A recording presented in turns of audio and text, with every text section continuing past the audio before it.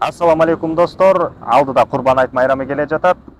Белгилүү аалымыбыз Раматылык Чубак ажы айткандай, Курбан айт бул тирүүлөрдүн майрамы дегендей, ата-энелерибизди көзү тирүү кезинде аз да болсо кубантып калалы.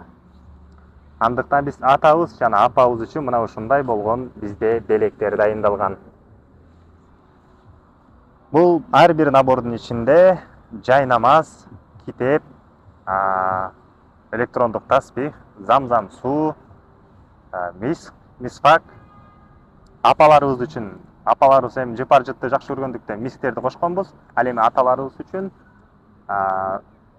ручка жана теспи кошконбуз.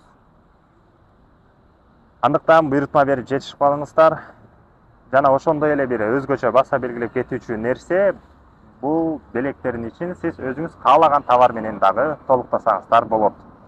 Буйрутма берүү үчүн комментарийге плюс белгисин калтырып кетиңиз. Биз сиздерге өзүбүз жазып байланышабыз.